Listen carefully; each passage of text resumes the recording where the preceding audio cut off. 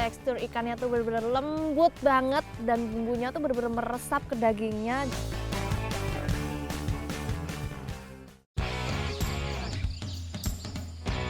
Wah, dapet Pak! Terus Pak, terus Pak! Tangkap Pak, lari! Wah, kabur, kabur! Itu Pak, tangkap Pak! Ya, kabur tikusnya! Wah, wah! Lari, lari, lari Pak! Kesana, kesana! Wah, langsung mati! Wow, dapat lagi tikusnya!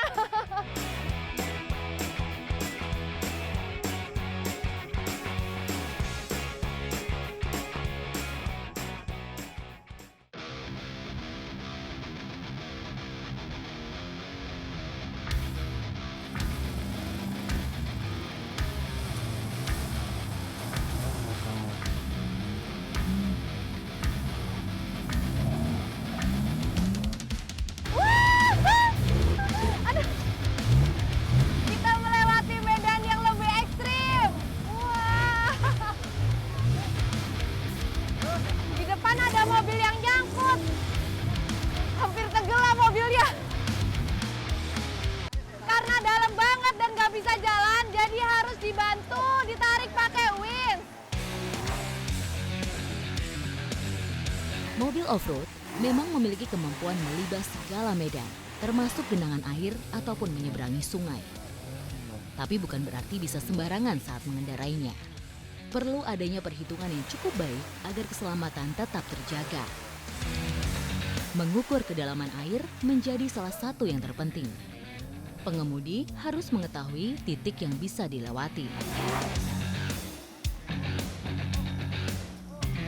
Jadi kita mau putar balik karena di sini medannya itu terlalu susah ya Pak untuk dilewati mobil.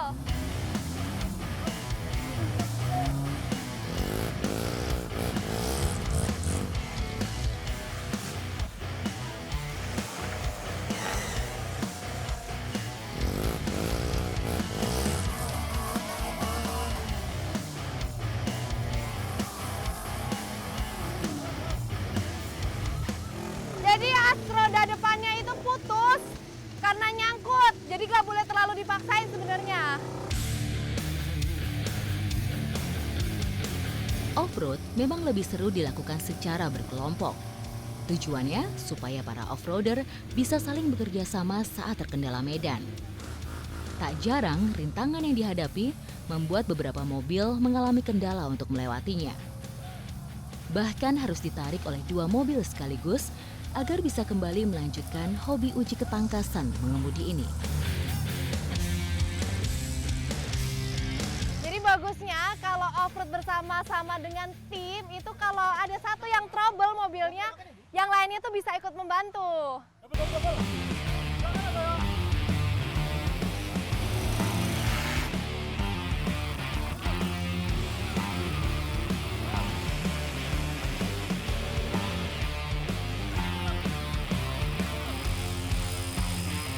Jalurnya nanjak banget.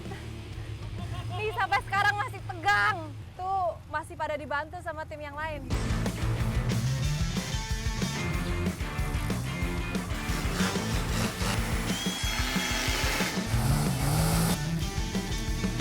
Kalau tadi kita udah nyobain di jalur yang ekstrim, rasanya kurang lengkap kalau saya nggak ikut nyoba nyetir. Sekarang kita mau cari jalur yang beda lagi.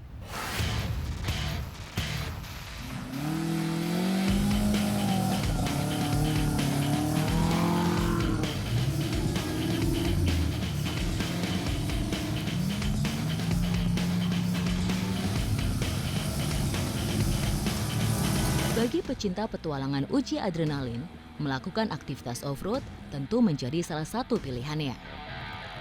Untuk menaklukkan medan, pengemudinya butuh keahlian khusus dan stamina yang prima.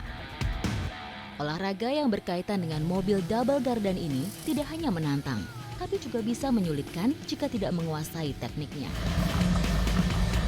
Bermain off-road bagi sebagian orang dianggap mampu memberikan kesenangan karena bisa sambil menikmati keindahan alam.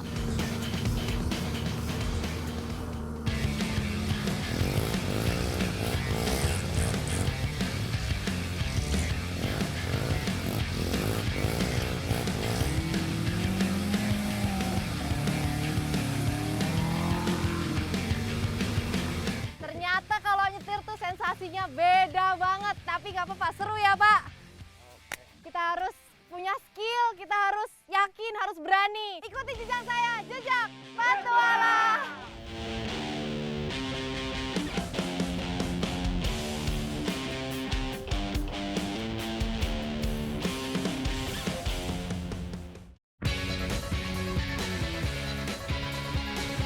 Jawa Timur memang tidak habis untuk dijelajahi. Kabupaten Ngawi merupakan salah satu kabupaten di Jawa Timur yang masih menjaga nilai-nilai kearifan lokalnya. Hari ini saya bersama warga Dusun Cumpleng mau cari ikan dengan cara memet iwa. Ikuti jejak saya, jejak petualang. Menjaring ikan menjadi salah satu aktivitas warga di sini dengan memanfaatkan jaring panjang yang dibentangkan.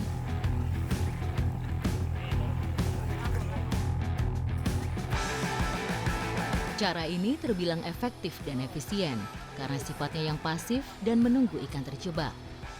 Teknik satu ini cukup familiar bagi para nelayan ikan karena cukup menghemat tenaga.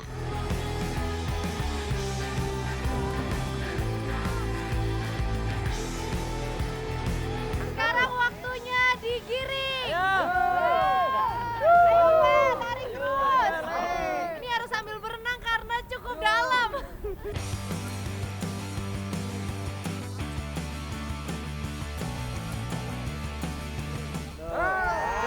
Dapat ikannya. Sudah dapat 2, sudah berapa Pak? 1.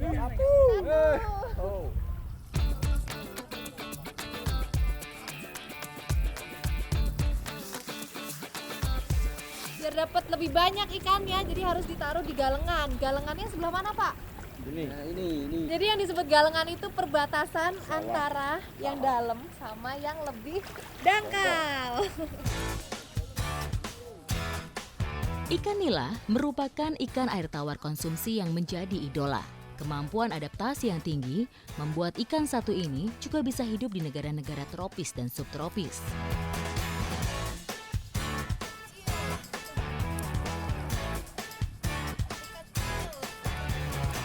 Ya lepas, ya lepas.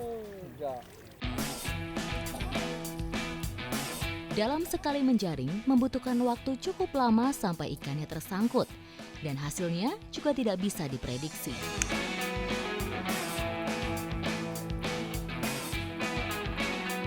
Nah, dapat lagi. Udah dapat lumayan nih. Ternyata di sini ikannya tuh banyak, tapi paling banyak itu ikan nila hitam sama merah. Ikuti jejak saya, jejak petualang.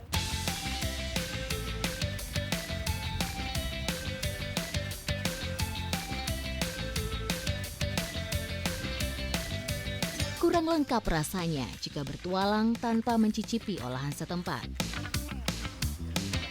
Kita akan masak makanan tradisional dari daerah Cumpleng, yaitu lemeng ikan. Ikuti jejak saya, jejak petualang. Ikan nila disukai karena dagingnya enak dan tebal, seperti daging ikan kakap merah. Ikan air tawar bisa diolah dengan cara apapun, mulai dari digoreng, bakar, dimasak kuah, hingga dikukus. Bumbu yang kami gunakan ini terlihat sederhana, tapi mampu menghasilkan rasa yang menggugah selera. Setelah ikannya masuk semua, ini kalau istilah Jawanya itu diublek-ublek. Diublek-ublek Mas.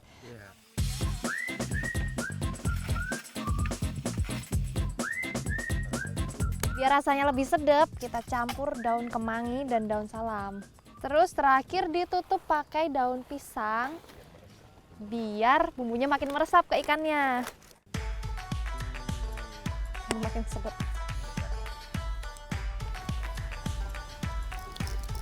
Selain menambah cita rasa dan aroma, daun kemangi juga bisa meredam aroma amis daging ikan. Sedangkan daun salam akan menambah cita rasa gurih pada bumbu dan daging nila. Warna ikannya udah berubah dan aromanya itu udah enak banget. Sekarang waktunya kita makan-makan.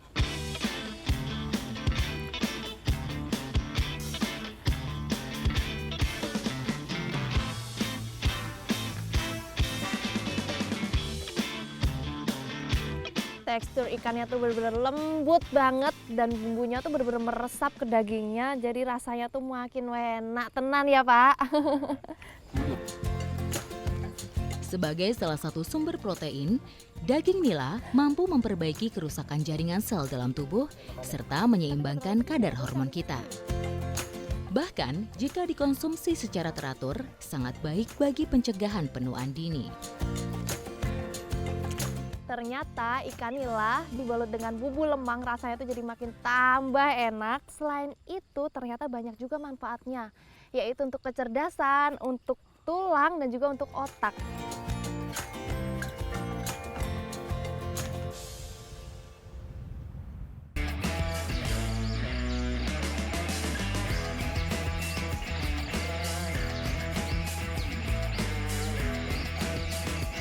Hama selalu menjadi musuh bagi para petani. Tak terkecuali hama pengerat yang sedang kami buru kali ini.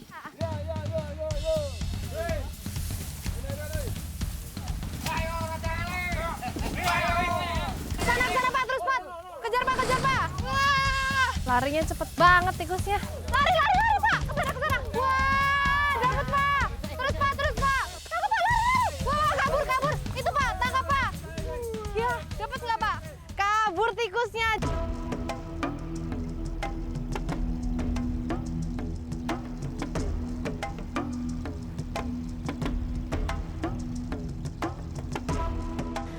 Selain dengan tangan kosong, sejumlah petani menggunakan berbagai trik untuk melumpuhkan tikus.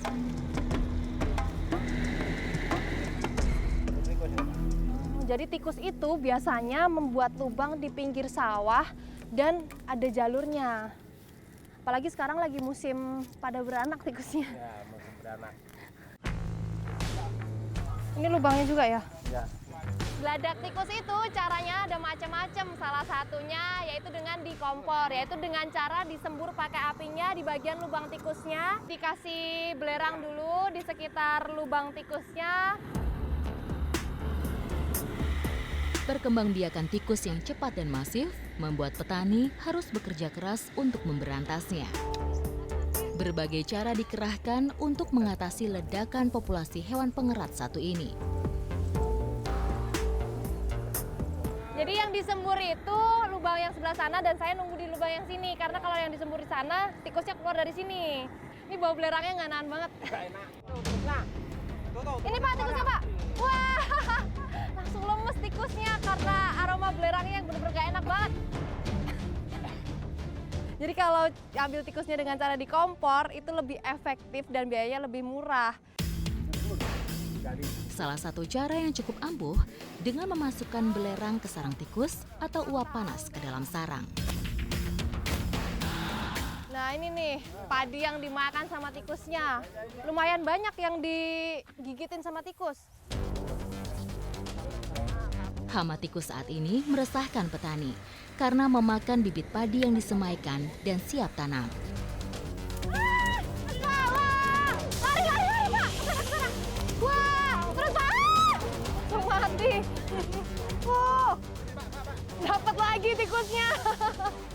Selain itu, satu ekor tikus mampu merusak 5 batang padi dalam sekali aksinya. Biasanya kalau udah ditangkap tikusnya itu dikubur karena katanya tikus yang lain itu akan dendam kalau misalnya tahu temennya dibunuh. Ikuti jejak saya aja, jejak petualang.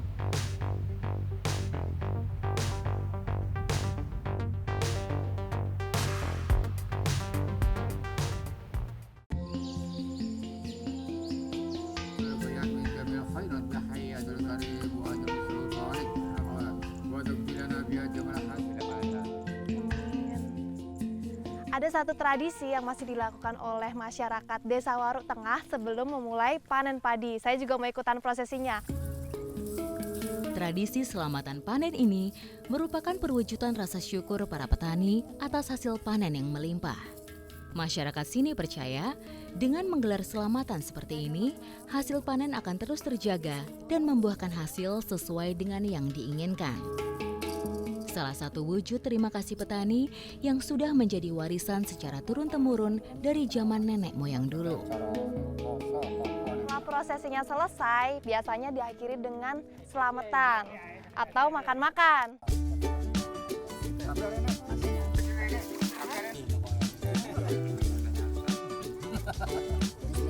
Ayam kampung dan aneka makanan lain disiapkan untuk dinikmati bersama-sama. Tujuannya supaya semua yang ada di sini juga mendapat berkah dari hasil panen yang sudah didapat.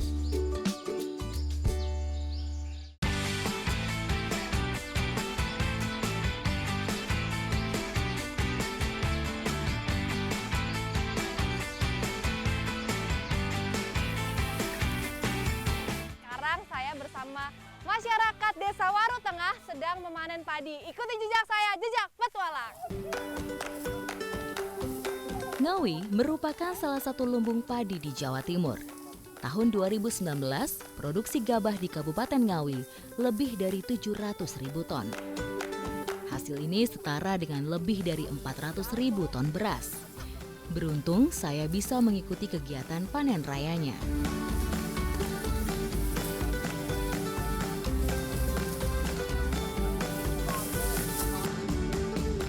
Panen padi ini biasanya 3 bulan sekali, dalam 1 tahun itu dipanen 3 kali. Bukan padi yang akan saya ambil, melainkan damen yang sering dimanfaatkan oleh masyarakat di sini. Damen atau jerami padi harus dijemur terlebih dahulu untuk mengurangi kadar air. Ini berhubung nggak ada panas, jadi damennya tuh dijemurnya kurang lebih 5 hari. Tapi kalau misalnya ada panas, cuma 1 hari.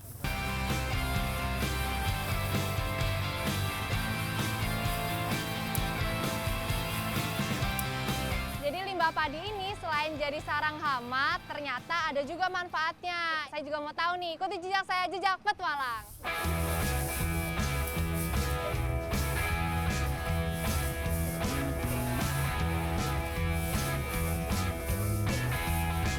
Setiap musim penghujan ada satu kegiatan yang biasanya dilakuin sama warga desa Waru Tengah, yaitu ngander damen. Sebagai produk sampingan, damen masih memiliki banyak manfaat bagi hewan ternak atau para petani di sini. Jadi ini dibikin kerangkanya dulu, yang di pinggir dikasih damennya dulu, yang tengah itu terakhir, supaya lebih kuat.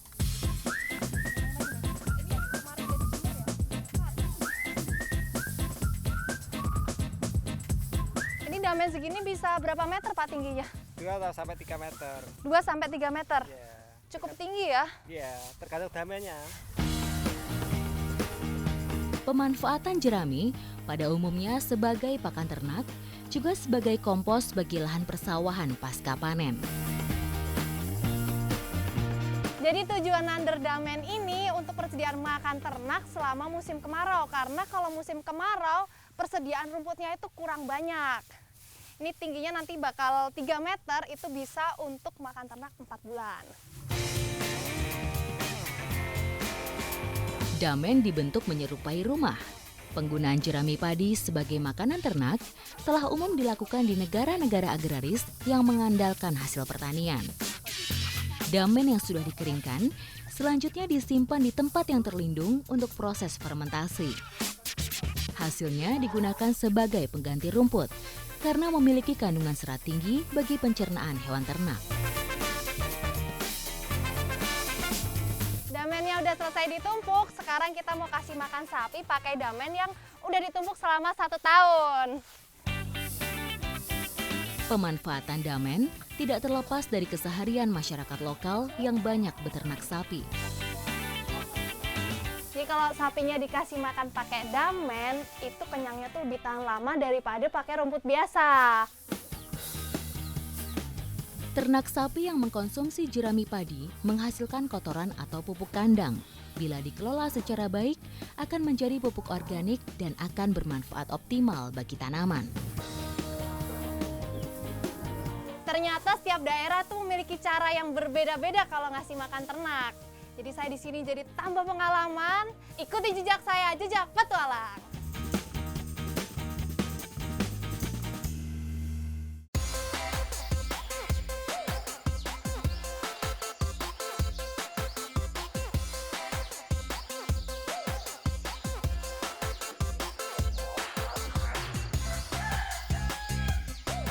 daerah Gamongan ada buah langka yang biasanya dikonsumsi warga untuk dijadikan minuman. Saya juga mau ikutan cari nih. Ikuti jejak saya, jejak petualang. Sebelah mana Pak pohonnya? Oh, yang ini pohonnya. Jadi ini nih yang kita cari, namanya pohon sambi. Tapi ini yang kecilnya karena katanya ada yang lebih besar lagi. Tingginya bisa sampai 40 meter.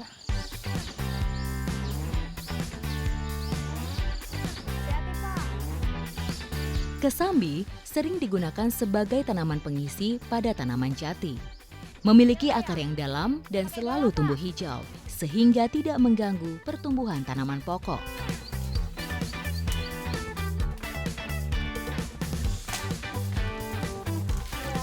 Nah ini nih namanya buah sambi. Kalau saya lihat nih bentuknya kayak kelengkeng.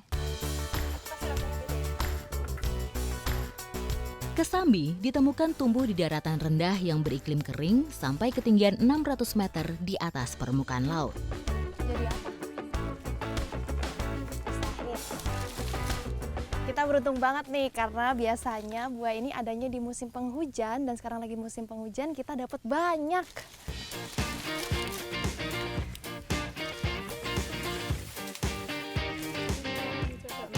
Ini udah matang. Ini udah matang nih. Saya coba ya, Bu. Tuh. Dagingnya tuh mirip kelengkeng tapi warnanya jauh lebih kuning dan juga kandungan airnya tuh jauh lebih banyak kayaknya ya kalau dilihat. Coba saya makan dulu ya. Gimana Mbak rasanya? Rasanya tuh asem, tapi masih ada manis-manisnya.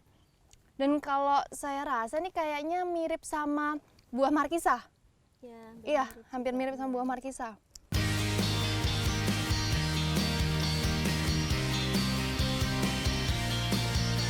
Buah kesambi adalah buah yang memiliki banyak manfaat. Buah bernama latin Scleysera oleosa ini memiliki kandungan air lebih banyak ketimbang kelengkeng. Hampir di setiap daerah, buah ini dapat dijumpai. Hanya namanya saja bervariatif, sesuai daerah masing-masing.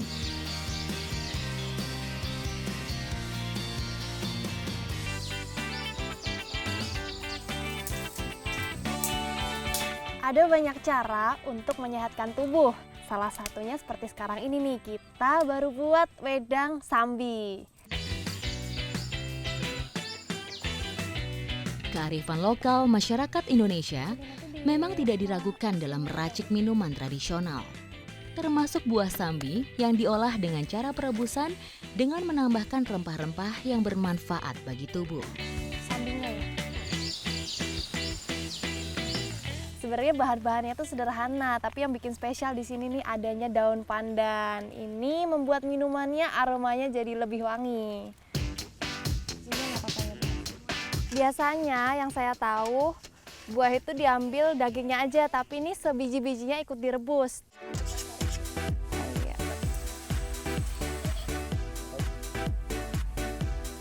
Di sebagian daerah seperti Kepulauan Kangean, Bali, dan Madura, warga sekitar memanfaatkan buah kesambi untuk terapi pengobatan penyakit kulit seperti eksim, kudis, dan koreng.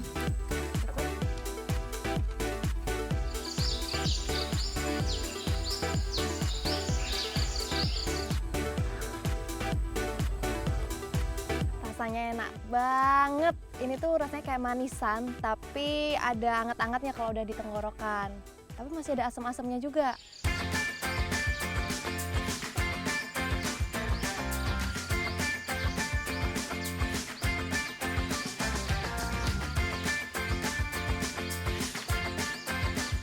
Ternyata dalam segelas wedang sambi ini mengandung banyak manfaat. Dari buahnya aja tadi sudah mengandung vitamin C.